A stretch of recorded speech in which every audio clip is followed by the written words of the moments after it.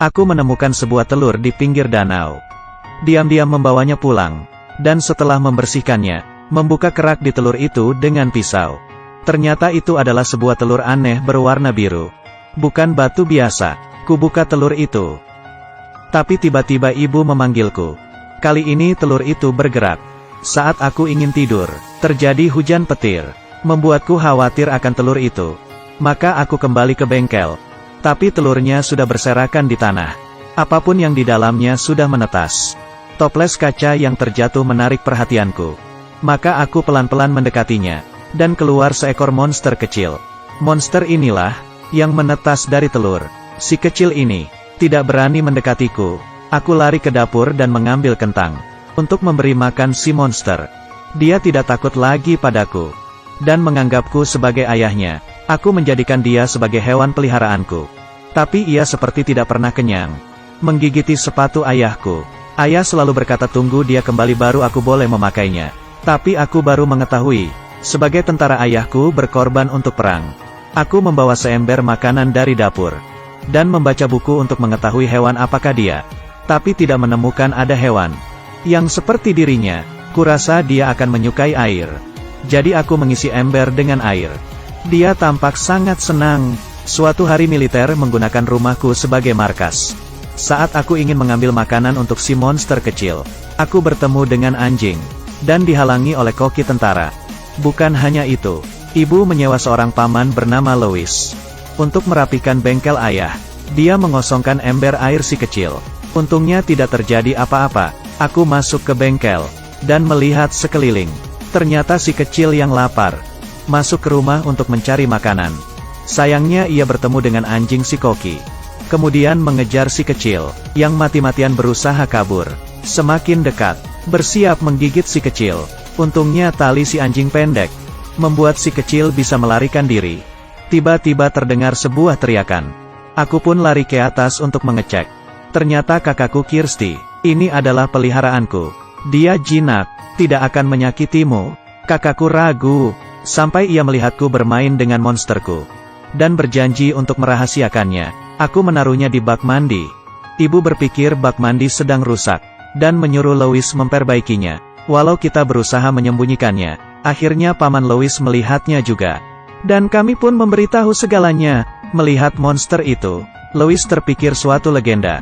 Monster Loch Ness, makhluk langka di dunia. Makhluk ini tidak memiliki jenis kelamin. Dan hanya ada satu di dunia.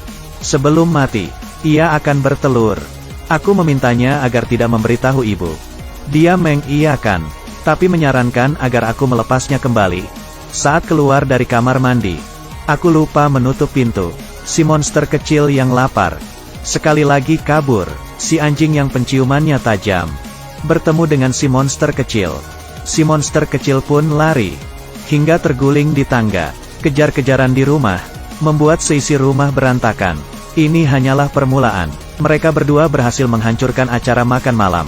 Dengan bantuanku, si monster kecil berhasil keluar dari rumah. Dan dengan berpura-pura sebagai patung lolos dari si anjing, ia melihat kolam berisi ikan. Dan melompat ke dalam dengan senang. Semalam saja, si monster kecil tumbuh lebih besar dariku. Dan harus dilepas ke danau. Aku sering mengunjunginya. Sekarang dia sudah hampir sebesar rumah. Membawaku bermain di danau. Melihat keindahan bawah air. Dan di mana ayahku mengalami kecelakaan. Diajari oleh si monster. Aku belajar berenang. Kupikir dia aman di sini. Tapi dia terlihat oleh seseorang. Si pemabuk sempat terdiam. Dan menyuruh temannya memutus tali pancing. Tapi temannya menganggap dirinya terlalu banyak minum. Dirinya hanya mabuk saja. Sampai mereka ditarik oleh monster. Lebih cepat daripada sebuah kapal. Mereka baru memotong tali pancing ketika mereka takut. Mereka mulai bercerita tentang monster di bar. Tapi tidak ada yang percaya pada mereka. Jadi mereka membawa kamera, menyusun rencana, dan memotret foto yang menggemparkan dunia. Monster Loch Ness. Suatu hari militer melakukan latihan perang di dekat danau. Dan mengundang keluarga kami untuk menonton.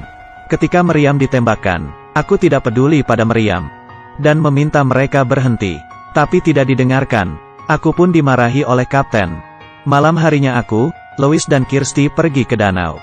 Mencari si monster. Ia muncul tapi tampak ganas dan marah. karena dibombardir meriam saat siang hari tadi, dan mencoba memakanku. Akhirnya ia menjadi liar. Kedua pemabuk tadi membuat foto itu terkenal. Sampai para tentara berusaha menangkap si monster. Si anjing menemukan si monster, tapi malah dimakan. Tiba-tiba danau menjadi hening, dan monster itu muncul di belakang perahu secara tiba-tiba, membuat tentara menyerang si monster. Sementara tentara meminta bala bantuan, kapal mereka diterbalikkan. Dia menggigit seorang tentara. Jadi aku memintanya berhenti. Terpeleset dan tenggelam. Si monster melempar si tentara dan menyelamatkanku.